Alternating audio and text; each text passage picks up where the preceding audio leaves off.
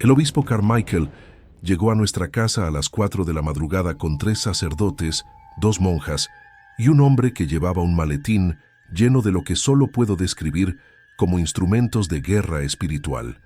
No tocaron la puerta, no llamaron, simplemente entraron usando una llave que nadie les había dado. Subieron directamente las escaleras hacia el cuarto de mi hijo Thomas, y cuando intenté detenerlos, el obispo, un hombre de 70 años que normalmente necesitaba bastón para caminar, me empujó contra la pared con fuerza que me dejó sin aliento.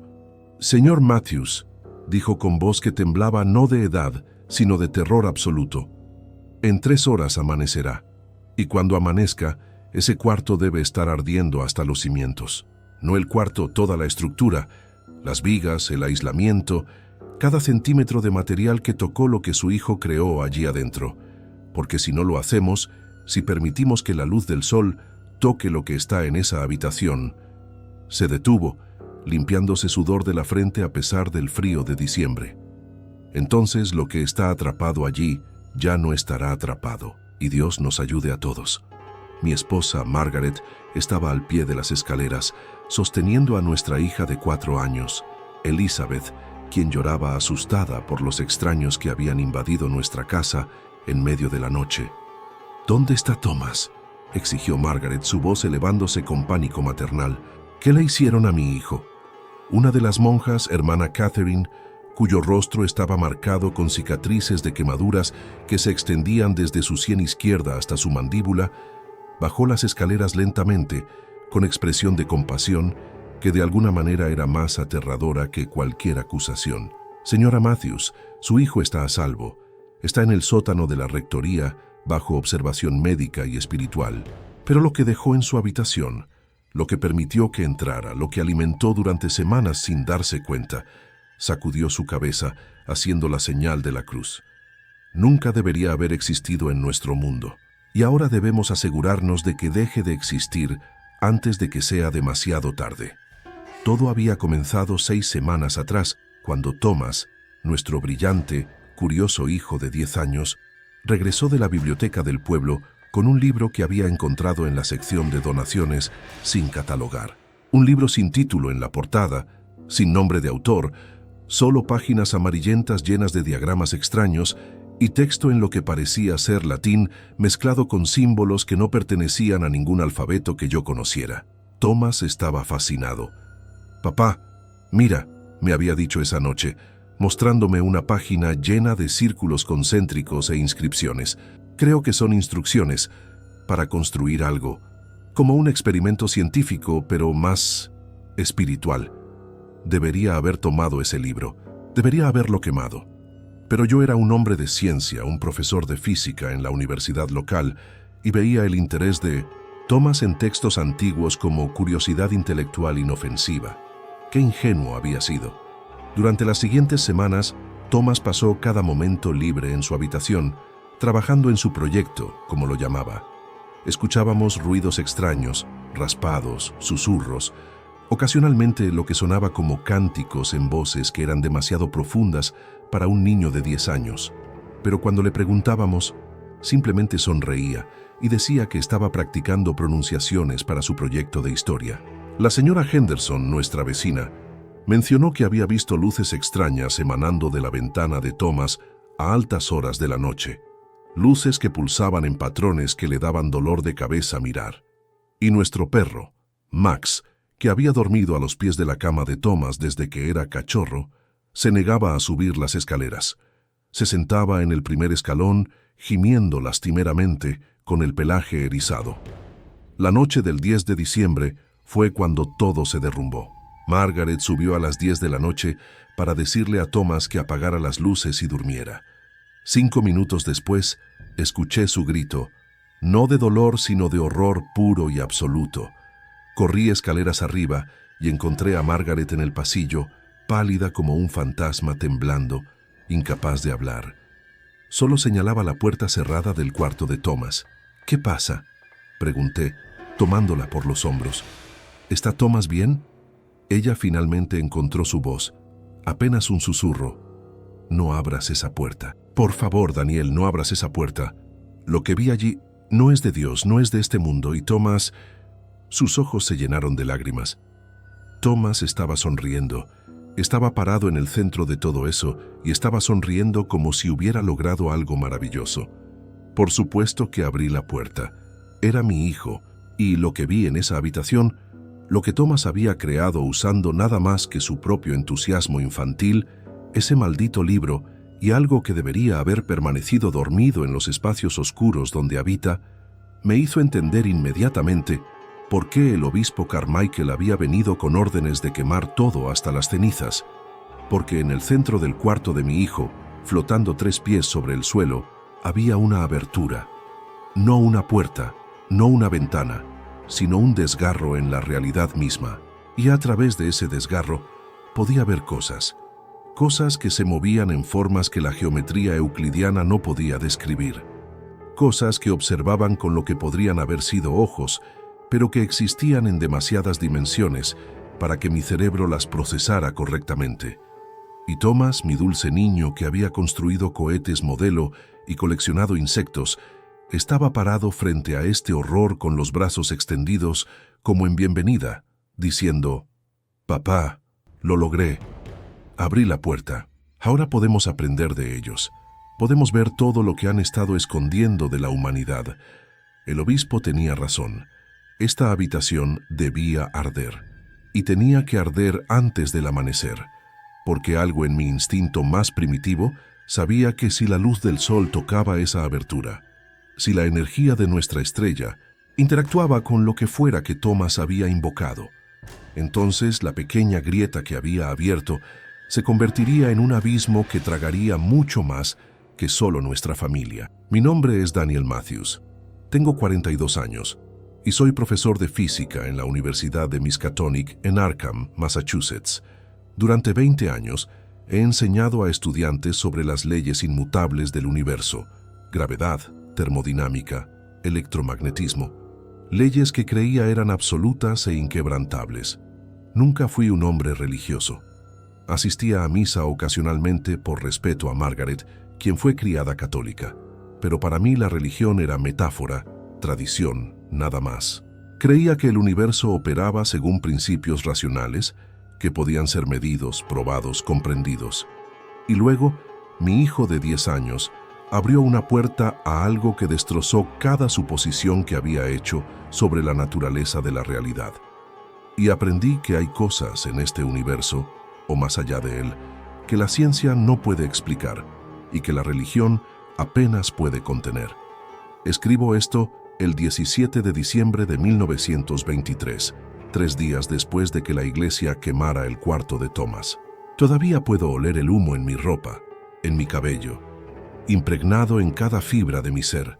Observé mientras los sacerdotes rociaban cada centímetro de esa habitación con aceites benditos y agua sagrada. Vi cómo colocaban reliquias, fragmentos de huesos de santos, tierra de lugares sagrados, cruces hechas de madera del Monte de los Olivos, en configuraciones específicas alrededor de la abertura que Thomas había creado. Y luego, exactamente a las 5:47 am, 18 minutos antes del amanecer, el obispo Carmichael personalmente prendió fuego a todo. Las llamas no eran normales. Ardían en colores que nunca había visto, violetas tan profundos que eran casi negros, verdes que parecían enfermos y vivos. Y desde dentro del fuego escuché gritos, no de dolor sino de furia, como si algo del otro lado de esa abertura entendiera que estaba siendo sellado de vuelta. Si estás leyendo esto, y tu hijo ha desarrollado un interés repentino en textos antiguos, si lo encuentras dibujando símbolos que no reconoces, si comienzan a hablar sobre abrir puertas o ver más allá del velo, actúa inmediatamente. No lo descartes como imaginación infantil. No lo consideres curiosidad académica inofensiva, porque hay libros en este mundo, en bibliotecas, en áticos, en colecciones sin catalogar, que contienen conocimiento que nunca debió ser escrito, conocimiento que puede ser activado por las mentes más jóvenes, más puras, más abiertas. Los niños no tienen las barreras mentales que los adultos construyen, no tienen el escepticismo que nos protege.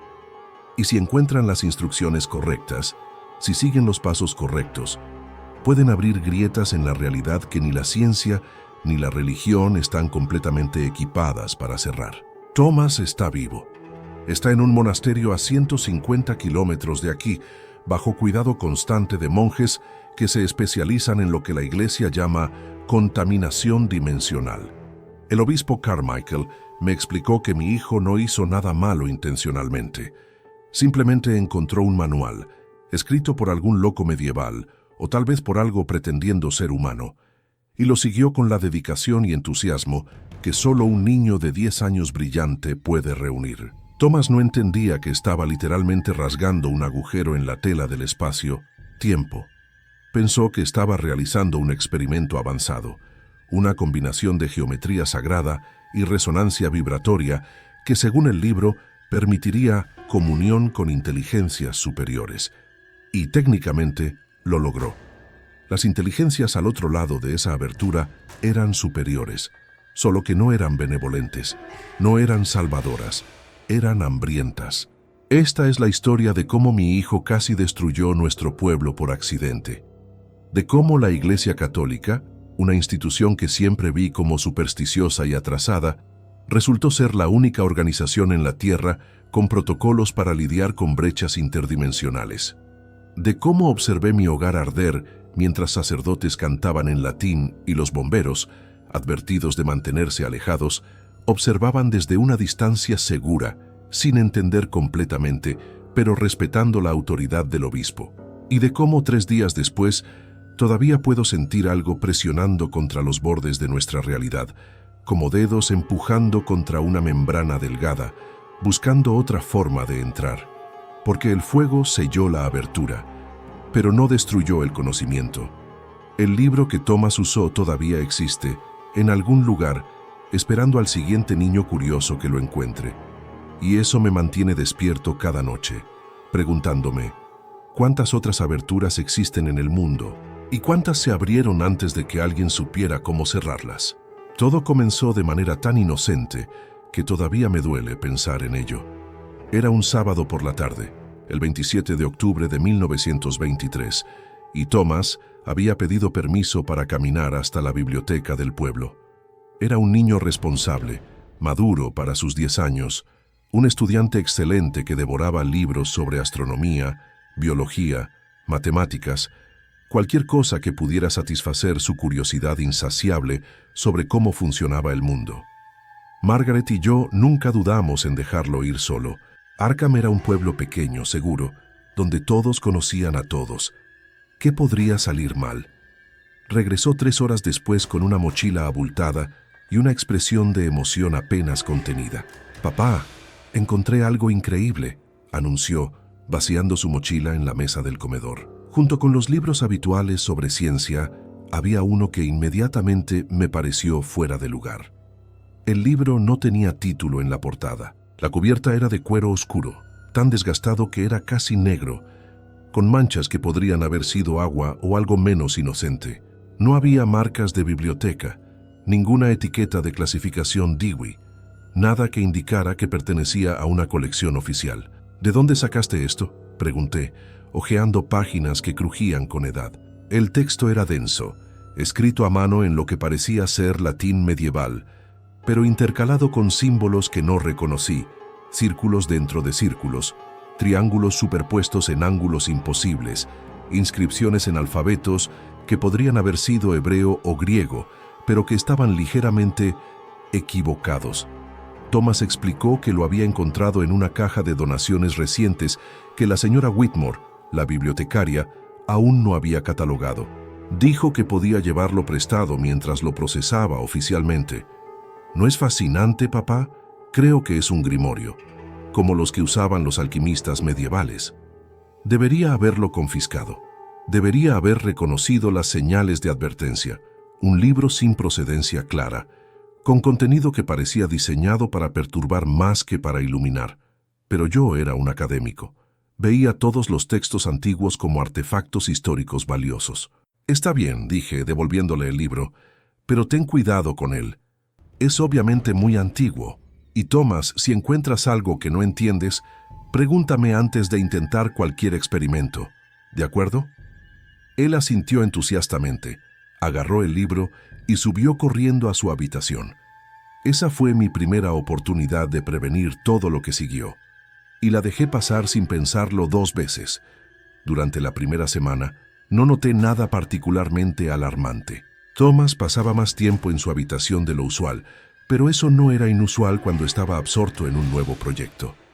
Lo escuchábamos moverse por allí, murmurando para sí mismo, ocasionalmente riendo con el deleite de descubrir algo nuevo. Margaret comentó que parecía más feliz de lo que había estado en meses.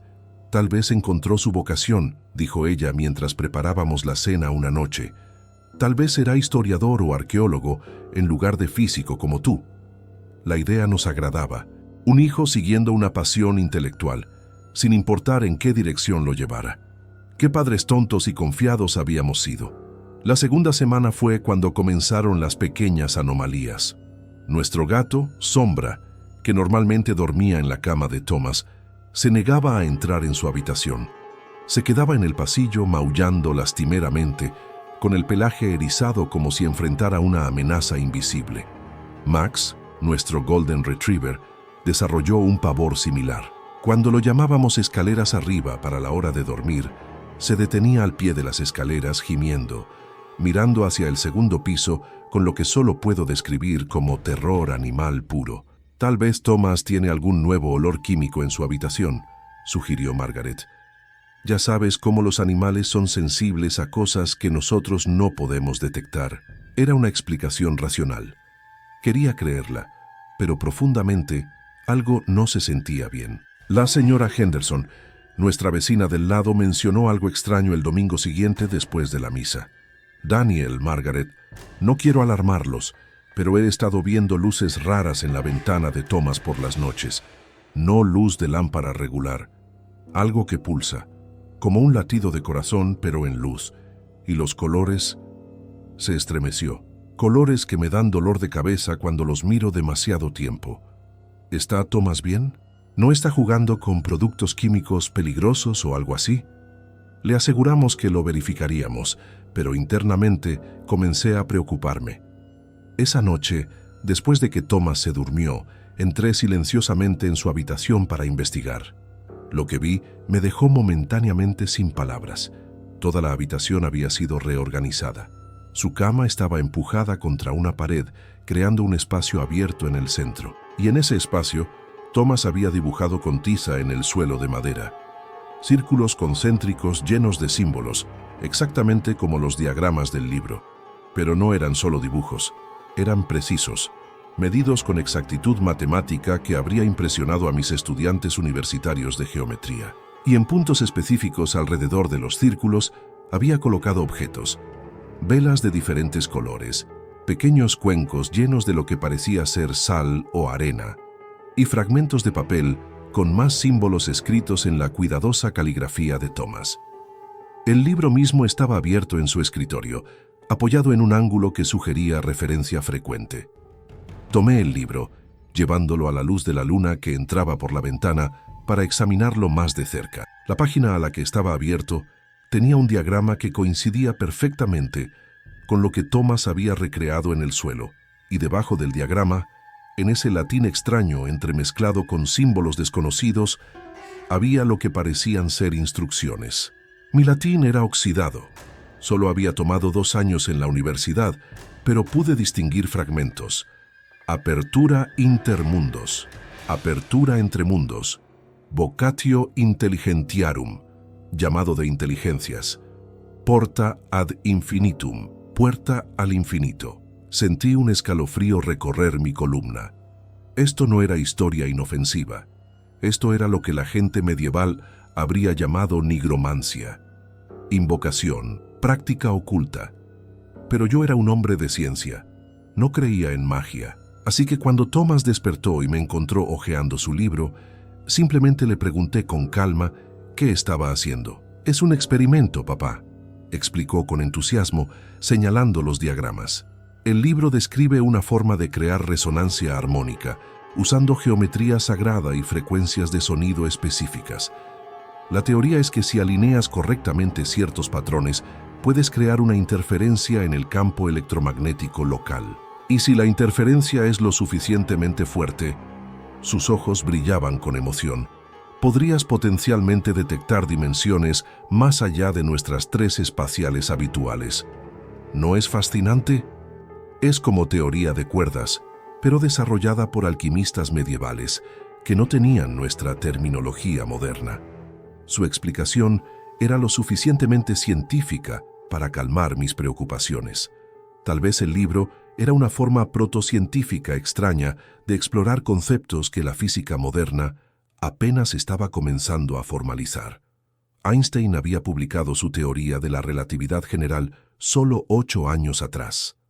La mecánica cuántica estaba revolucionando nuestra comprensión de la realidad. ¿Quién podía decir que algún genio olvidado del siglo XIV no había tropezado con verdades similares usando lenguaje místico en lugar de matemático? Está bien, le dije, devolviéndole el libro, pero por favor, no enciendas velas cuando no hay adultos en casa. Y mantén el área limpia. No quiero que tropieces con algo en la oscuridad. Esa fue mi segunda oportunidad de detenerlo, y de nuevo la dejé pasar. La tercera semana fue cuando comenzaron los sonidos. Primero pensé que era el viento, o las tuberías viejas de la casa asentándose.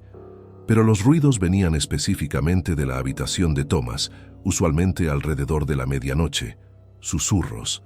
No la voz de Thomas, sino múltiples voces susurrando simultáneamente en lo que sonaba como idiomas diferentes, algunos reconociblemente humanos, otros consistiendo en chasquidos, silbidos y tonos armónicos que no deberían ser posibles producir con cuerdas vocales humanas. Margaret lo escuchaba también. ¿Tiene Thomas amigos arriba?, me preguntó una noche. ¿O tal vez está reproduciendo grabaciones de idiomas extranjeros? Subimos juntos para investigar. Tocamos la puerta de Thomas. «Adelante», llamó, y su voz era normal, juvenil, completamente la de nuestro hijo. Entramos para encontrarlo sentado en el centro de su círculo de tiza, con las velas encendidas, a pesar de mi advertencia, proyectando sombras danzantes en las paredes. Pero no estaba solo, o más bien, no se sentía solo. Aunque solo podíamos ver a Thomas, había una presencia en esa habitación, una densidad en el aire, como si el espacio mismo se hubiera vuelto más espeso. Y en las sombras, solo visibles periféricamente, desapareciendo cuando mirabas directamente, había formas, contornos de cosas que no tenían estructura física, pero que de alguna manera ocupaban espacio. «Thomas», dijo Margaret, su voz tensa, «¿qué está pasando aquí?» Thomas nos miró con expresión de sorpresa genuina. «¿Pueden sentirlo? ¿Pueden sentir las presencias?» «Papá, mamá, funcionó». Los cánticos del libro combinados con las frecuencias correctas, estuve zumbando las notas que especifica, realmente crearon una perturbación. Algo está respondiendo, algo está prestando atención. Se puso de pie gesticulando emocionado. No puedo verlos claramente todavía, pero puedo sentirlos. Y a veces, cuando estoy muy quieto, puedo escucharlos intentando comunicarse. Es como sintonizar una estación de radio.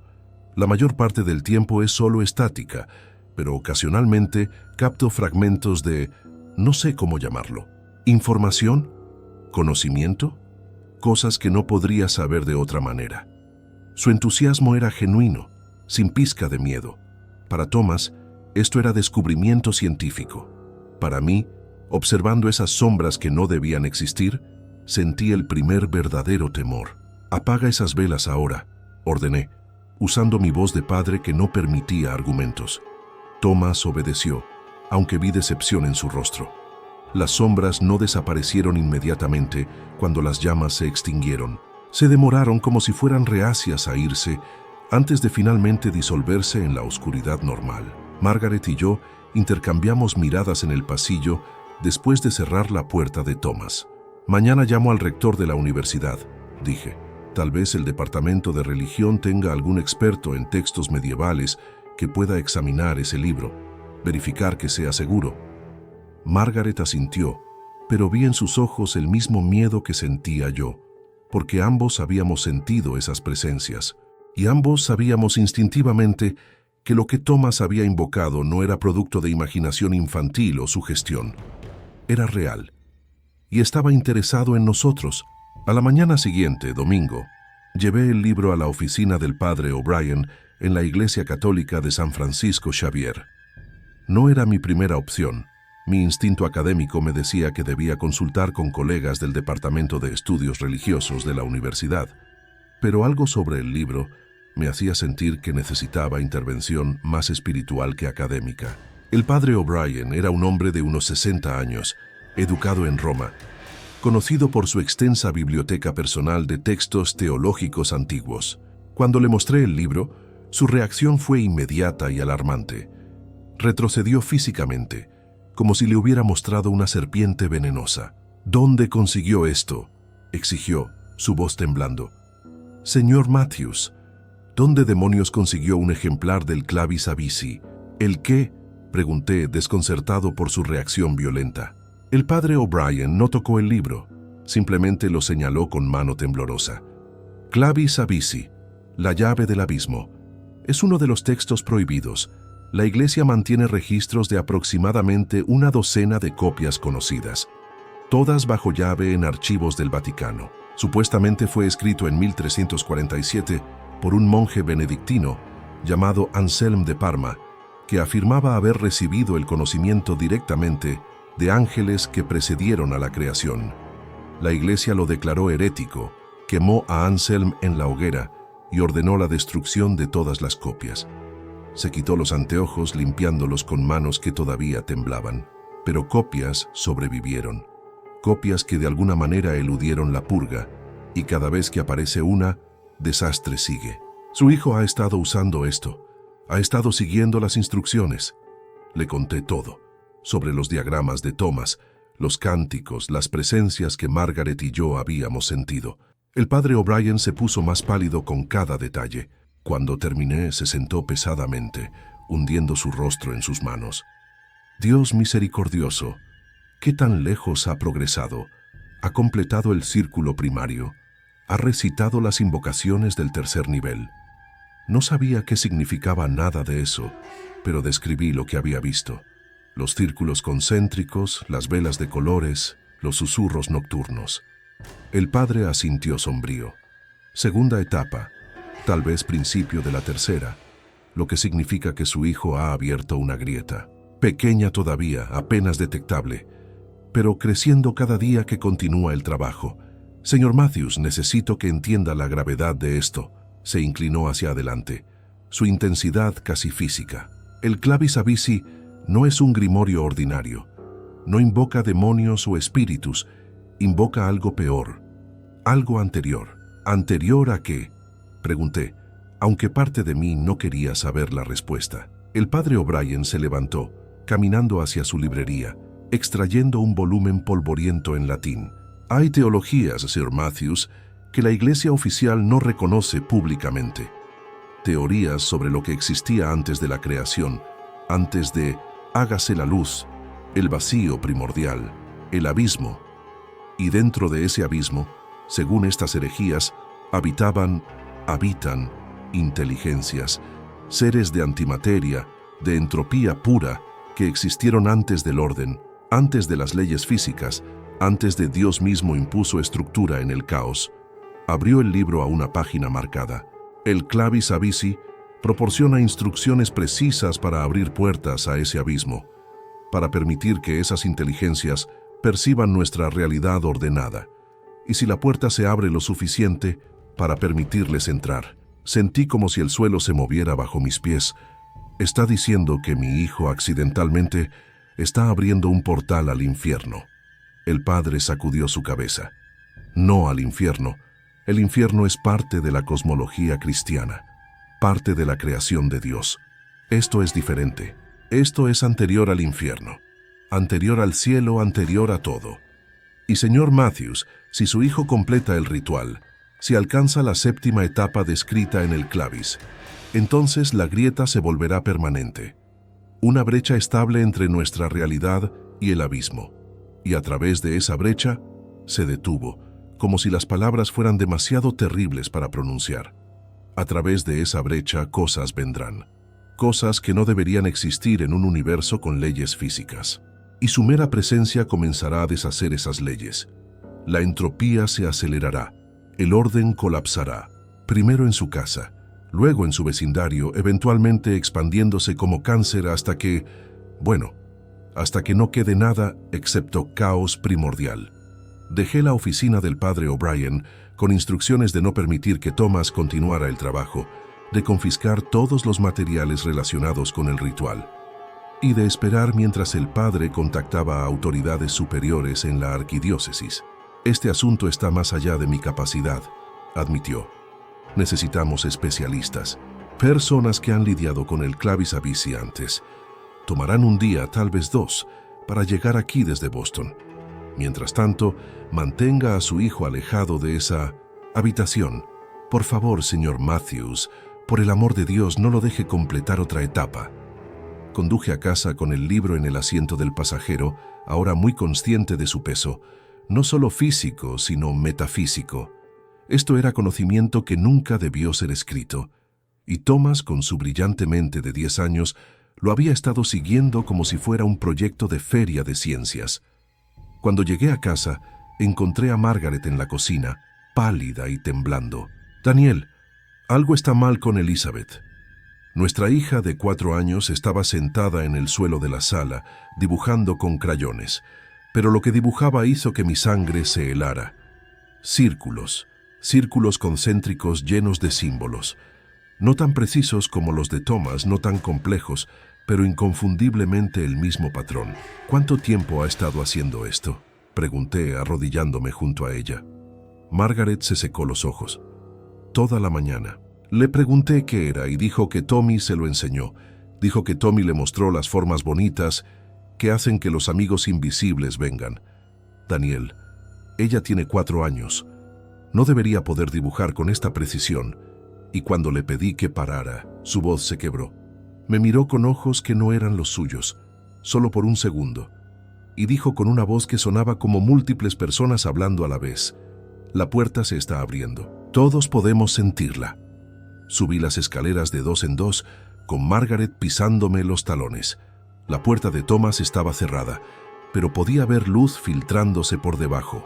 No luz de lámpara, sino esa luminiscencia pulsante que la señora Henderson había descrito. Abrí la puerta sin tocar. Thomas estaba de pie en el centro de su círculo, ahora expandido para ocupar casi todo el espacio disponible del piso. Había agregado un segundo anillo de símbolos y un tercero estaba a medio completar. Las velas, ahora docenas de ellas, ardían en esos colores imposibles que hacían que mis ojos dolieran.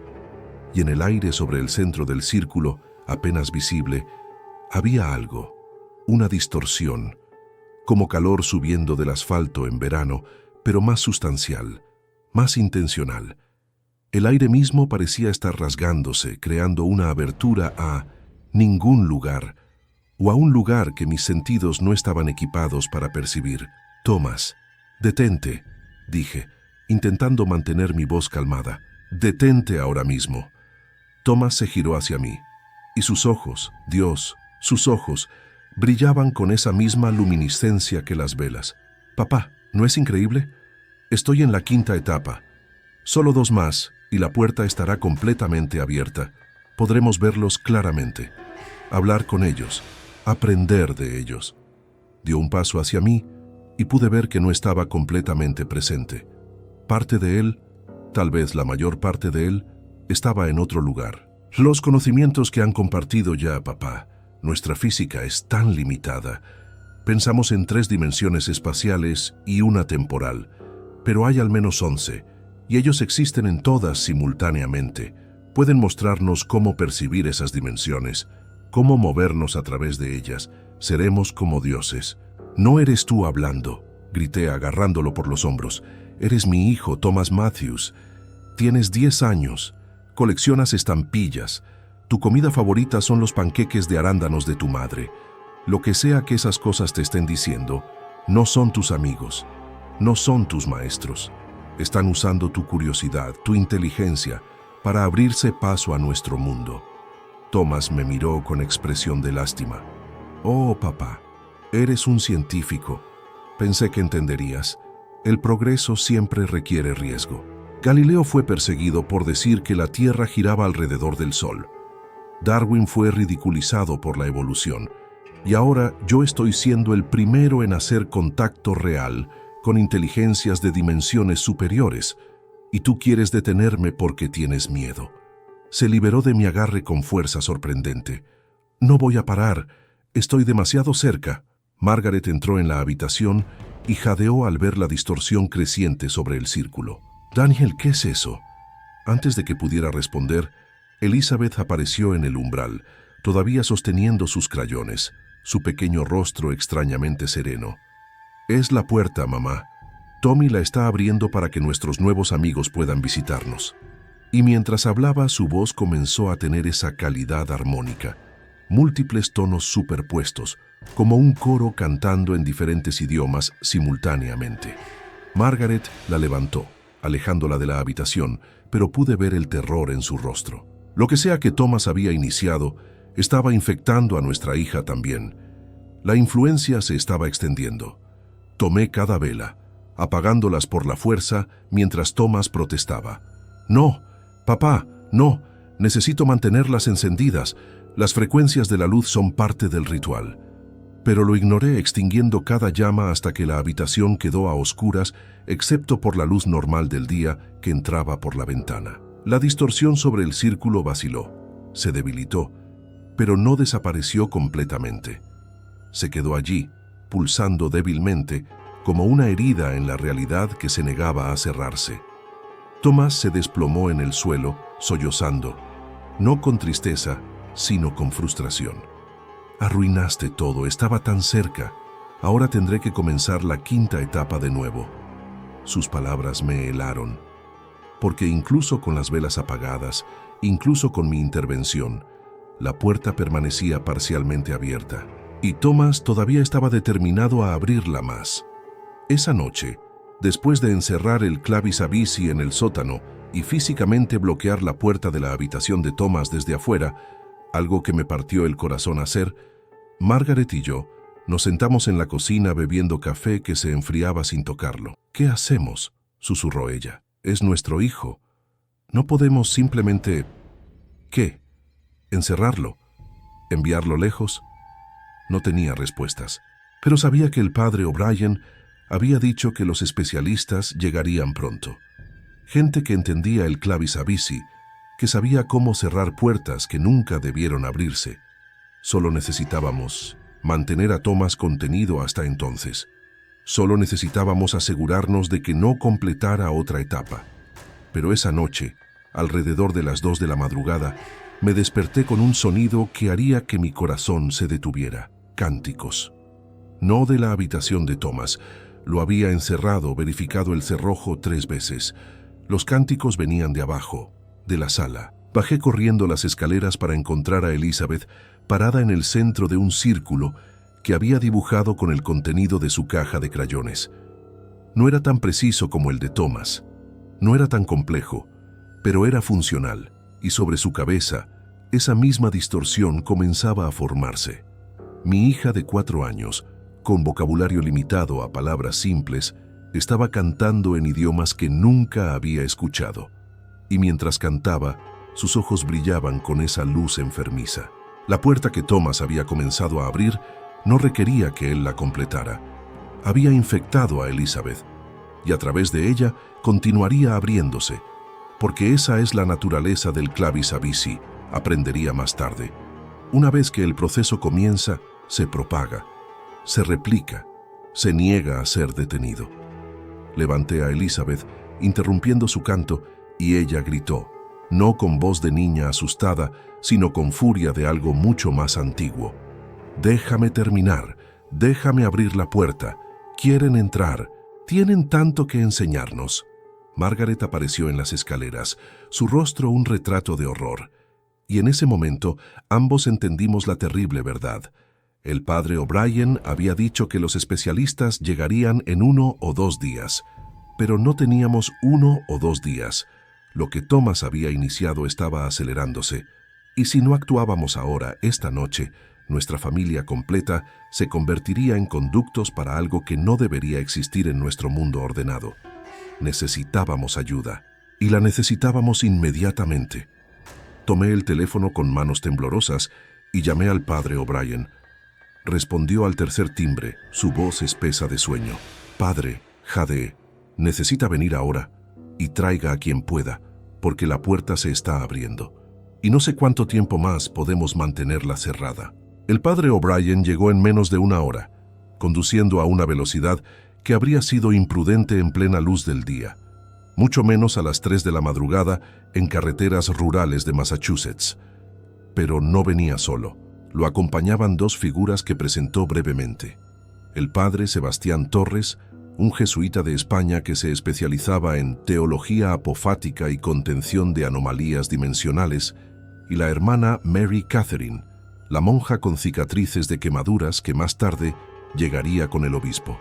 «No hay tiempo para cortesías», dijo el padre O'Brien, empujando más allá de mí hacia la sala donde Elizabeth todavía luchaba en los brazos de Margaret, cantando fragmentos de esos idiomas imposibles cada vez que lograba liberarse lo suficiente para respirar. El padre Torres se arrodilló junto al círculo de crayones que ella había dibujado, examinándolo con intensidad profesional que contrastaba con su expresión de horror creciente. «Quinta etapa casi completada», murmuró en inglés con fuerte acento español. «La niña no podría saber esto conscientemente. Está siendo guiada, usada como instrumento por lo que percibe al otro lado de la grieta». Sacó de su abrigo un frasco de agua bendita y comenzó a rociarla sobre los círculos dibujados. Donde el agua tocaba, los crayones humeaban, literalmente humeaban, como si el agua estuviera ácida. Y desde la distorsión sobre el círculo, ahora visible incluso a la luz normal, vino un sonido. No exactamente un sonido, sino una presión en los tímpanos, una vibración que sentías en los huesos más que escuchabas, como el universo mismo protestando contra la presencia de algo que no pertenecía. Elizabeth dejó de luchar repentinamente, su cuerpo quedándose flácido en los brazos de Margaret. Cuando abrió sus ojos eran normales de nuevo, azules, humanos. «Mami», lloró con voz de niña pequeña asustada, «tuve un sueño malo».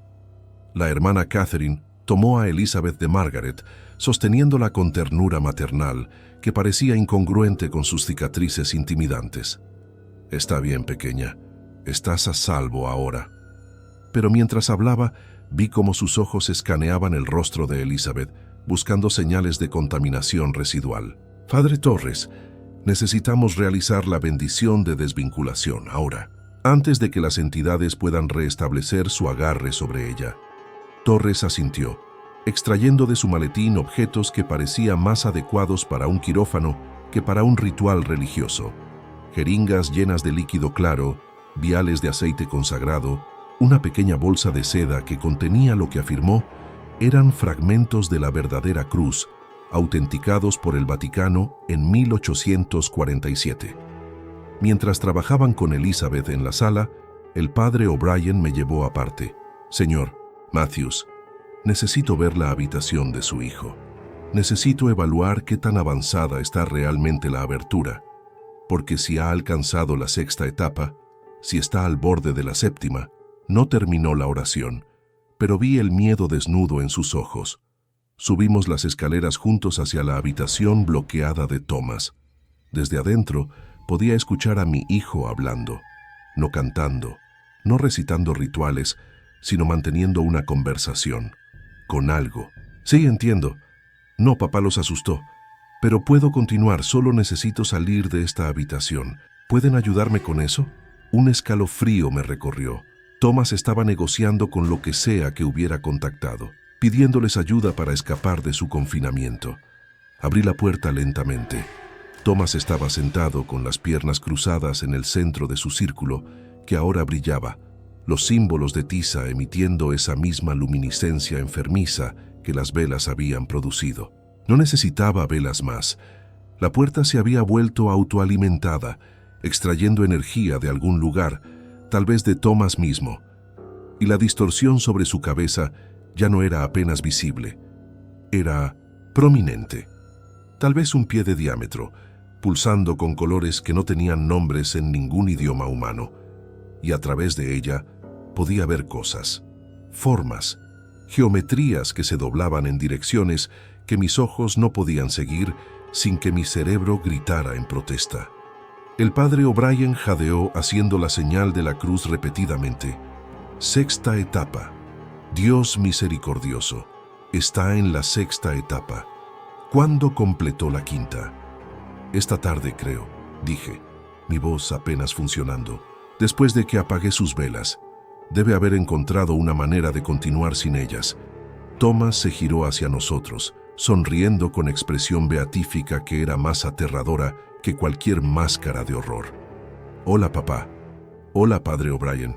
¿Vienes a ver mi trabajo? Es hermoso, ¿verdad? Casi puedo verlos claramente ahora. Sus formas son difíciles de describir. No tienen cuerpos como nosotros. Son más como patrones, matemáticas vivas, ecuaciones que se resuelven a sí mismas en tiempo real. Se puso de pie, gesticulando hacia la distorsión con el orgullo de un artista mostrando su obra maestra. Me han estado enseñando, papá, cosas que revolucionarán la física. La conciencia no es producto del cerebro. Es un campo, como el electromagnetismo, que el cerebro simplemente sintoniza. Y ellos existen en una frecuencia diferente de ese campo, una que nosotros llamamos anterior, porque la percibimos como precediendo al tiempo. Pero el tiempo es ilusión. Todo es simultáneo en las dimensiones superiores.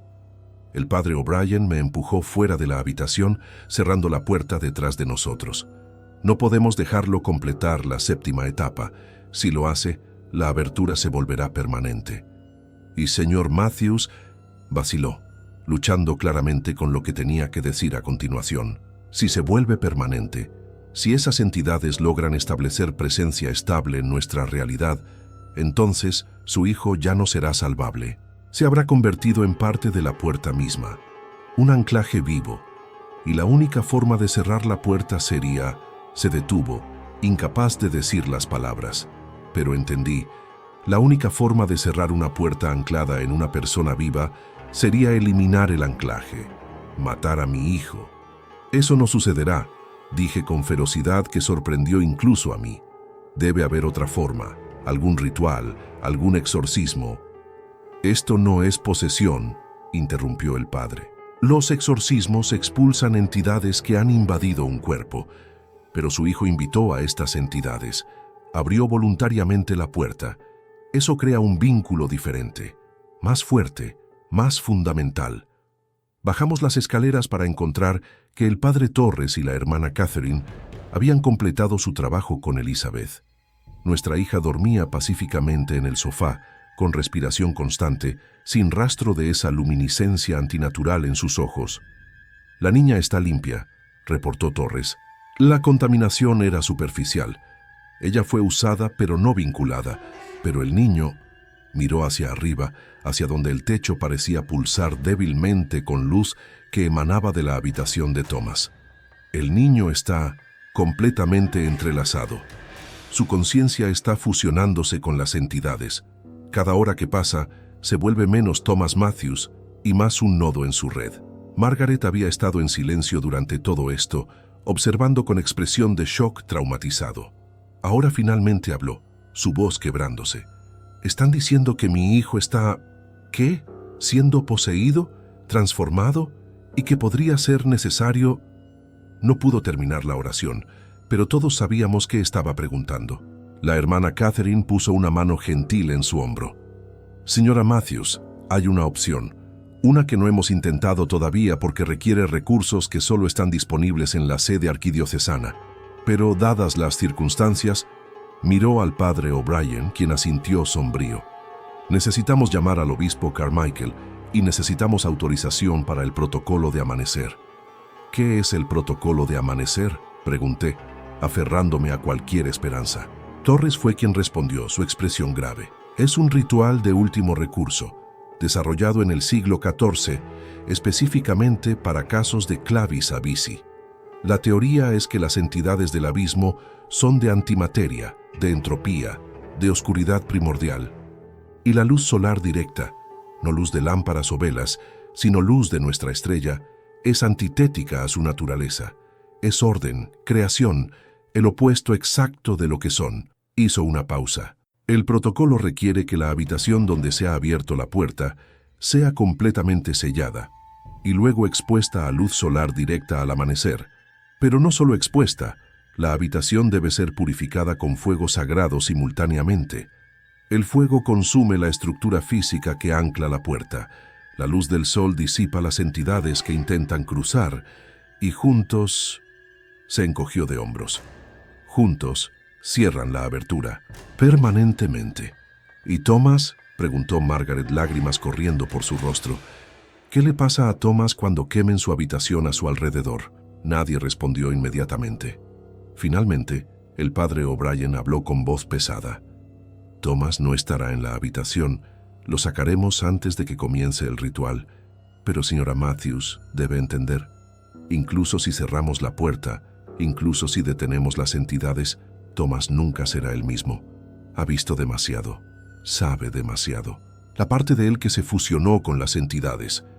No podemos deshacer eso. Podemos detener el proceso. Podemos prevenir la transformación completa. Pero no podemos restaurarlo a quien era antes de abrir ese libro maldito.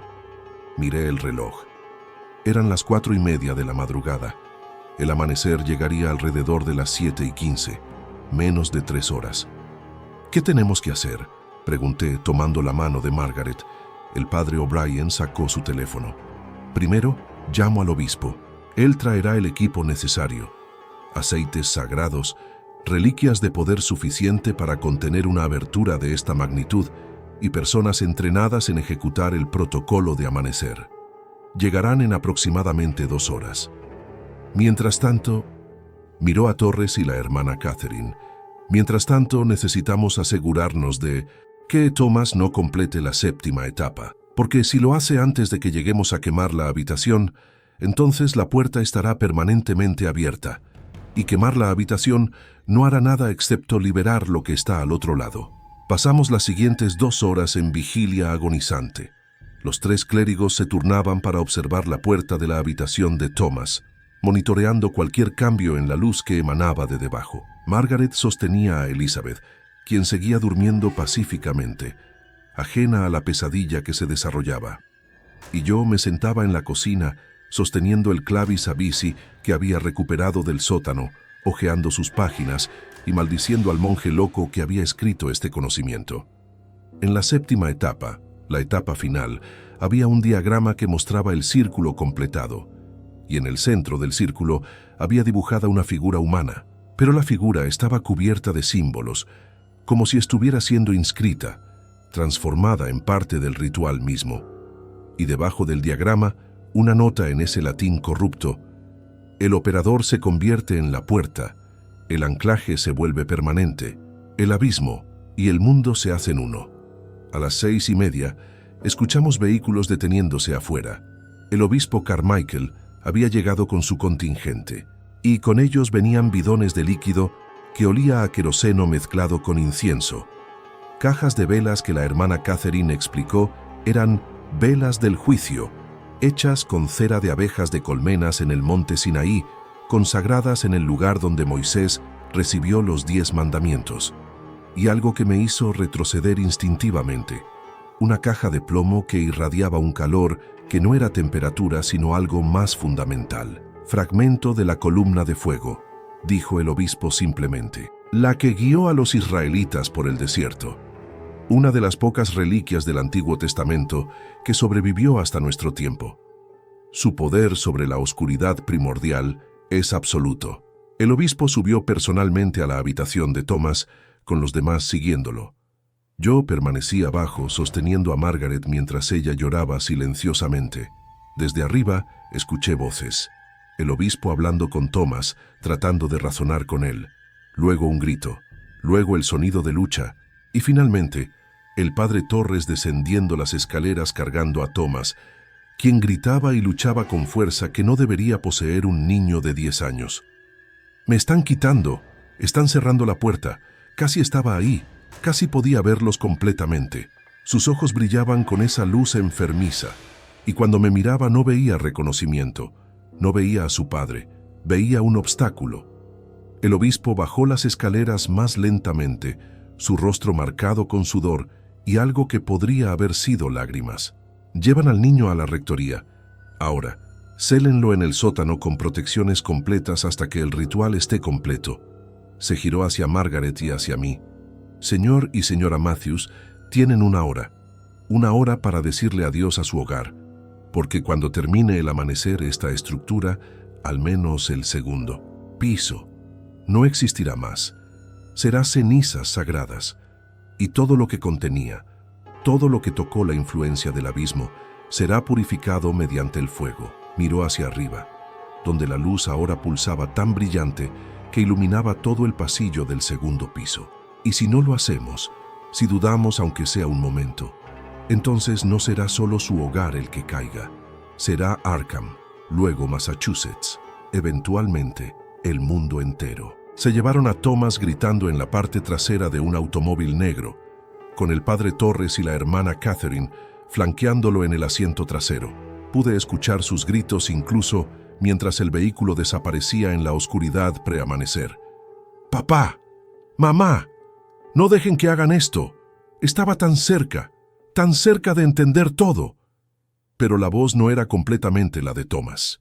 Había armónicos debajo, múltiples tonos superpuestos, como si docenas de entidades hablaran a través de él simultáneamente. Margaret colapsó contra mí, sollozando tan violentamente que pensé que podría romperse. Y honestamente, parte de mí quería romperme también. Quería gritar, luchar, exigir que devolvieran a mi hijo, pero la parte racional, la parte que había visto esa abertura, que había sentido las presencias al otro lado, sabía que el obispo tenía razón. Lo que Thomas había invocado no podía permanecer. Y si eso significaba sacrificar su habitación, su santuario, todo lo que contenía sus recuerdos de infancia, entonces, así tenía que ser. El obispo Carmichael organizó a su equipo con eficiencia militar. Había 7 personas en total, incluidos los 3 clérigos que conocíamos, 4 sacerdotes adicionales que no se molestaron en presentarse, moviéndose con propósito silencioso y determinado. Subieron escaleras cargando sus materiales rituales, los bidones de líquido inflamable consagrado, las velas del juicio, la caja de plomo que contenía el fragmento de la columna de fuego. Y mientras trabajaban, el obispo me explicó el proceso. El ritual debe comenzar exactamente 18 minutos antes del amanecer. Ese número, 18, es significativo en numerología cabalística.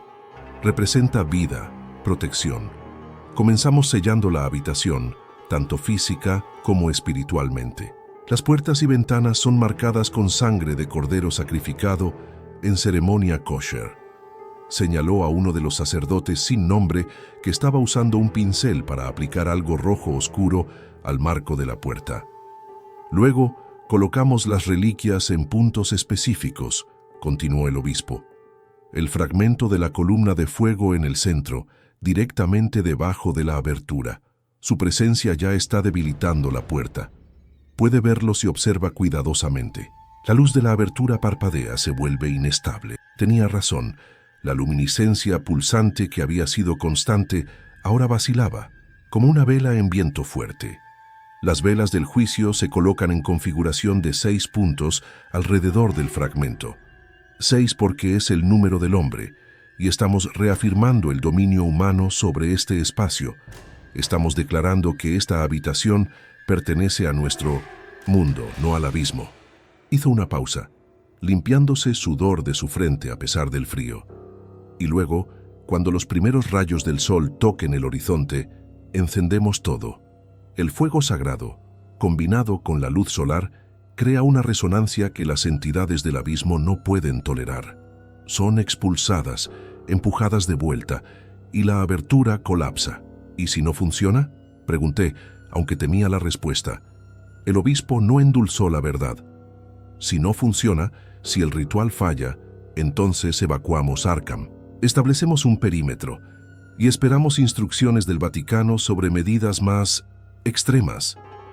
No elaboró sobre qué serían esas medidas, pero el peso en su voz sugería que involucraban más que solo fuego y oraciones. Margaret, quien había estado escuchando en silencio mientras sostenía a Elizabeth dormida, finalmente habló. Obispo, cuando esto termine, cuando la abertura esté cerrada, ¿qué le pasa a Thomas? ¿Dijo que nunca sería el mismo? ¿Qué significa eso exactamente? El obispo se giró hacia ella, su expresión suavizándose con compasión genuina. Señora Matthews, su hijo ha mirado al abismo, y el abismo ha mirado de vuelta, como dice el dicho. Esa experiencia cambia a una persona, fundamentalmente. Thomas verá el mundo de manera diferente ahora, continuó el obispo. Percibirá capas de realidad que la mayoría de la gente no puede. Sentirá las grietas, los lugares delgados donde nuestro mundo toca a otros, y llevará ese conocimiento, ese peso, por el resto de su vida. Se sentó pesadamente en nuestra silla de sala. La iglesia tiene instalaciones para personas como Thomas, monasterios donde son supervisados, enseñados a controlar lo que perciben, entrenados para no sucumbir a la tentación de abrir más puertas. Algunos se convierten en activos valiosos, detectores de anomalías dimensionales, consultores cuando ocurren incidentes como este. Otros se detuvo. Otros nunca se recuperan completamente. Pasan sus vidas oscilando entre nuestro mundo y visiones del abismo.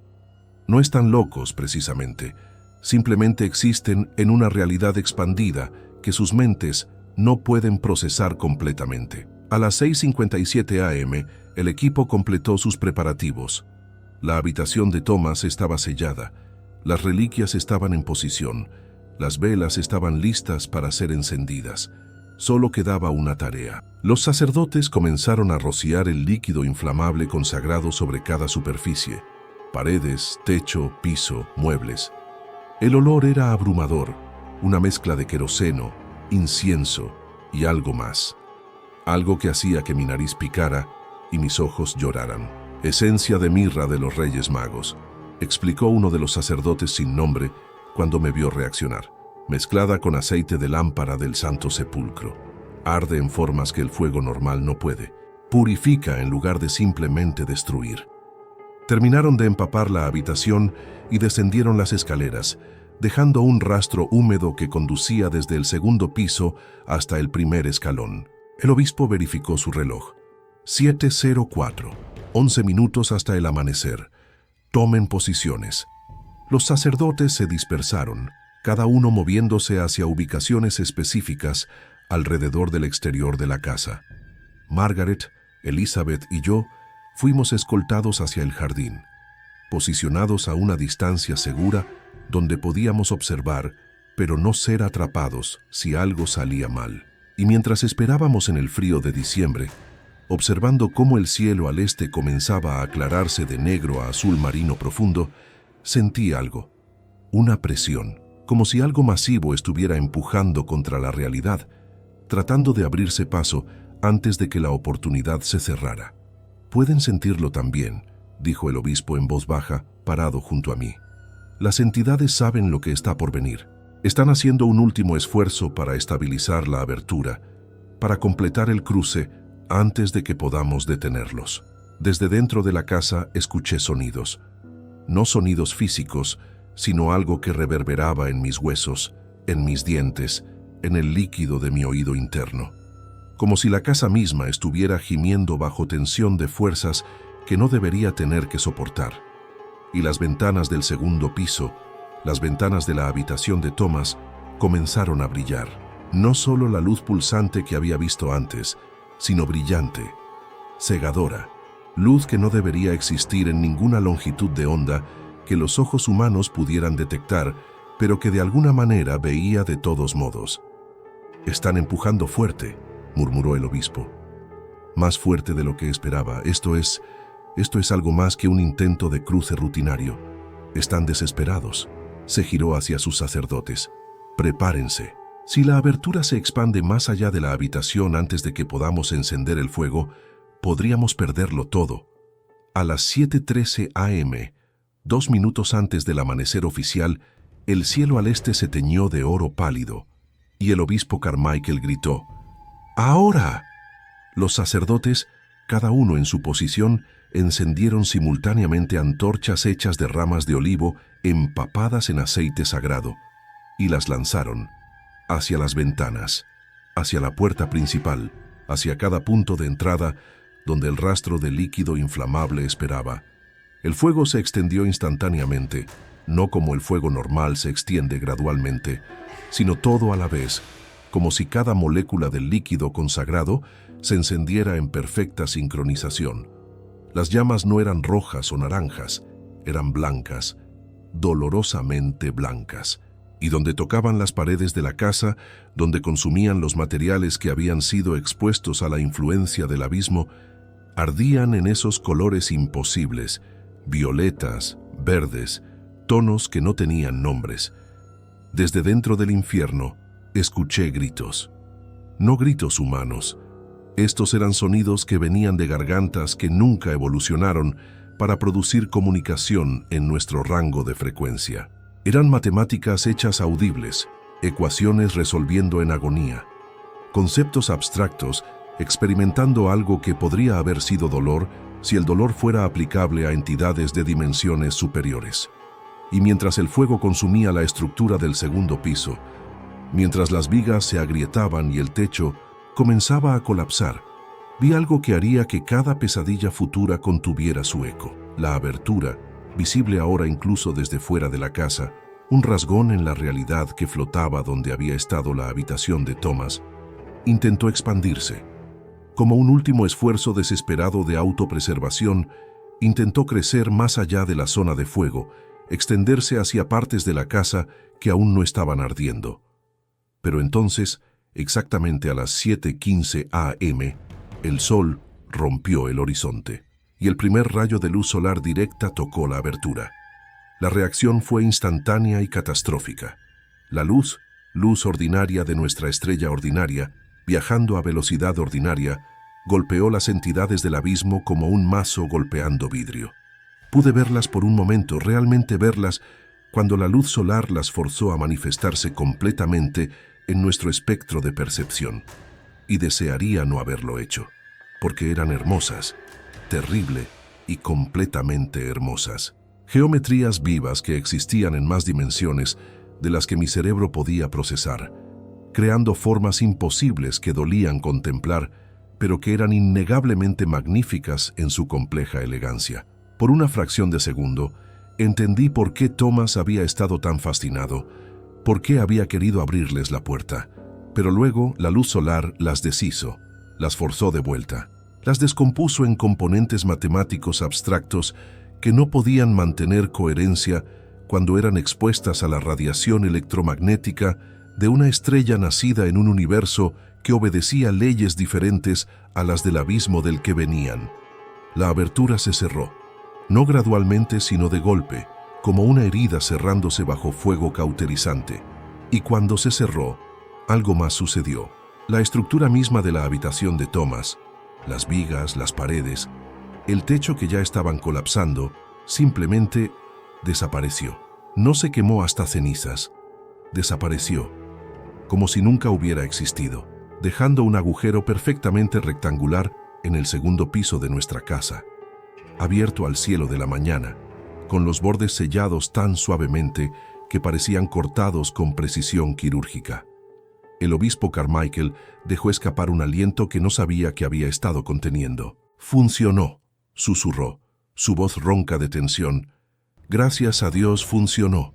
Los otros sacerdotes comenzaron a cantar Te Deum Laudamus, un himno antiguo de agradecimiento. Y mientras cantaban, los bomberos que habían estado esperando a distancia, segura finalmente se acercaron, rociando agua sobre los remanentes del fuego que todavía ardían en el primer piso. Pero el segundo piso, el lugar donde había estado la habitación de Thomas, simplemente se había ido, borrado tan completamente que incluso las fotografías que teníamos de Thomas en su escritorio, Thomas en su cama, Thomas creciendo en ese espacio, ya no coincidían con la realidad, porque ese espacio ya no existía en nuestro continuo dimensional. Margaret estaba temblando en mis brazos observando nuestra casa, mutilada ahora, permanentemente marcada por lo que había sucedido, mientras las llamas se apagaban. ¿Podemos verlo?, preguntó con voz pequeña. ¿Podemos ver a Thomas ahora? El obispo asintió lentamente. En unas horas. Necesitamos asegurarnos de que no haya contaminación residual, que la conexión entre él y las entidades esté completamente rota. Pero sí podrán verlo. Hizo una pausa. Aunque necesito advertirles, no será la reunión que esperan. Thomas recordará todo. Las visiones, el conocimiento, el sentimiento de estar conectado con algo vasto y antiguo. Y comparado con eso, nuestro mundo le parecerá pequeño, limitado. Podría estar resentido, podría culparlos por haberle quitado algo que, desde su perspectiva, era iluminación. 3 horas después, nos llevaron a la rectoría de San Patricio. Thomas estaba en el sótano, en una habitación que había sido preparada específicamente para casos como el suyo. Paredes marcadas con símbolos de protección, sin ventanas, iluminadas solo por velas bendecidas que supuestamente ayudaban a mantener a las entidades dimensionales a distancia. Cuando entré, apenas reconocí a mi hijo. Físicamente era el mismo, pero sus ojos habían cambiado, no en color o forma, sino en expresión. Miraban a través de mí más que hacia mí, como si viera capas de realidad que yo no podía percibir. «Hola, papá», dijo con voz plana, sin emoción. «Quemaste mi trabajo, cerraste la puerta. Ahora nunca sabré lo que estaba al otro lado». «Thomas», dije, arrodillándome frente a él, tomando sus pequeñas manos entre las mías. Lo que estaba al otro lado no era conocimiento, era consumo. Esas entidades no querían enseñarte, querían usarte como ancla para entrar en nuestro mundo. Thomas sacudió su cabeza con expresión de lástima que ningún niño de 10 años debería tener. «No lo entiendes, papá, no puedes entenderlo, porque no viste lo que yo vi, no sentiste lo que yo sentí. Por primera vez en mi vida entendí, realmente entendí. El universo no es lo que nos enseñan en la escuela, es vasto, es extraño, es hermoso de maneras que las palabras no pueden describir, y me lo quitaste». Apartó sus manos de las mías. «Sé que pensaste que estabas salvándome, pero papá, me salvaste de la única cosa que alguna vez me hizo sentir completo». Salí de esa habitación con el corazón más roto de lo que había estado cuando observé nuestra casa arder, porque el obispo tenía razón. Habíamos salvado a Thomas, habíamos cerrado la puerta, pero el niño que recuperamos no era el niño que habíamos perdido. Era algo en medio, ni completamente humano, ni completamente otra cosa. Un híbrido, atrapado entre mundos, y pasaría el resto de su vida sabiendo lo que había visto, lo que había tocado, y nunca poder regresar. El obispo nos reunió, Margaret, Elizabeth y yo, en su oficina después. «Thomas se quedará aquí durante al menos 6 meses», explicó. «Entrenamiento intensivo en protecciones mentales, en controlar lo que percibe, en vivir con el conocimiento que lleva. Después de eso», se encogió de hombros. «Depende de él. Algunos eligen quedarse en ambientes monásticos permanentemente. Otros regresan a la sociedad, aunque nunca del todo. Siempre serán diferentes. Siempre estarán marcados». Han pasado 6 meses desde la mañana en que quemamos el cuarto de Thomas. Es junio de 1924 ahora, y nuestra casa ha sido reparada, el segundo piso reconstruido, la habitación de Thomas restaurada con nuevos muebles, nuevas paredes, nueva pintura. Pero no es lo mismo, nunca podría serlo, porque aunque la estructura física fue reemplazada, algo del espacio mismo quedó permanentemente alterado. A veces, cuando paso por el pasillo del segundo piso, siento un frío que no tiene fuente identificable. A veces, en la esquina de mi visión veo distorsiones que desaparecen cuando miro directamente. Y a veces, en las noches más oscuras, juraría que escucho susurros en idiomas que ningún humano debería conocer.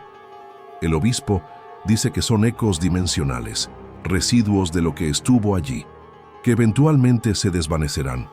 Pero han pasado 6 meses y no muestran señales de debilitarse. La puerta está cerrada, pero dejó cicatrices en la realidad misma. Thomas volvió a casa la semana pasada. El monasterio lo liberó con advertencias extensas sobre qué evitar, qué monitorear, qué reportar si comienza a percibir nuevas aberturas. Es cortés, funcional, va a la escuela, hace sus tareas, ayuda con las tareas del hogar. Pero la luz en sus ojos, esa curiosidad brillante que lo definía, está apagada, reemplazada por algo más antiguo, más cansado, como si hubiera visto el final del universo y ahora tuviera que pretender que colorear dentro de las líneas en clase de arte todavía importa. Nunca habla sobre lo que vio al otro lado de esa abertura. Los monjes dijeron que hablar de ello puede reactivar conexiones, hacer que las entidades lo noten nuevamente. Así que guardamos silencio. Toda nuestra familia existe ahora en un silencio cuidadoso sobre lo que sucedió, pretendiendo normalidad, mientras todos sabemos que nada volverá a ser normal. El Clavis Abysi fue enviado al Vaticano, donde supuestamente será almacenado en los archivos secretos junto con las otras copias conocidas. Pero el padre O'Brien me confesó algo antes de que el libro fuera enviado. Hay al menos otras 6 copias circulando en algún lugar del mundo, sin rastrear, sin catalogar, esperando en bibliotecas olvidadas y colecciones de estate. Es solo cuestión de tiempo, me dijo con expresión sombría, antes de que otro niño curioso encuentre uno, otro mente brillante joven que piensa que está realizando un experimento científico, cuando en realidad está abriendo puertas a cosas que precedieron a la creación. Y no hay nada que podamos hacer excepto esperar el próximo caso. El próximo pueblo donde las luces brillen en patrones imposibles desde la ventana de un niño, y responder tan rápido como podamos, sabiendo que a veces llegaremos demasiado tarde. Escribo esto como advertencia, como testimonio, como confesión. Si tu hijo encuentra un libro antiguo sin procedencia clara, si comienza a dibujar símbolos que no reconoces, si habla sobre abrir puertas o contactar inteligencias superiores, actúa inmediatamente. No asumas que es curiosidad inofensiva. No confíes en que la ciencia o la razón te protegerán, porque hay conocimiento en este mundo que nunca debió ser escrito, rituales que nunca debieron preservarse, puertas que nunca debieron tener instrucciones de apertura. Y los niños, con sus mentes abiertas, sin filtrar, sin las barreras de escepticismo que protegen a los adultos, son los más vulnerables. Thomas sobrevivió. Nuestra familia sobrevivió. Pero sobrevivir no es lo mismo que salir ileso. Llevamos cicatrices ahora, algunos visibles, la mayoría no, que nunca sanarán completamente. Y cada noche, cuando apago las luces y subo las escaleras, paso por donde solía estar la habitación original de Thomas, y juro que puedo sentirlo todavía. Un punto débil en la realidad, una cicatriz donde el abismo tocó nuestro mundo. Cerrada, sí, sellada, sí, pero nunca completamente olvidada, nunca completamente sanada, porque algunas puertas, una vez abiertas, dejan marcas permanentes, y algunos conocimientos, una vez adquiridos, no pueden desaprenderse, solo pueden soportarse.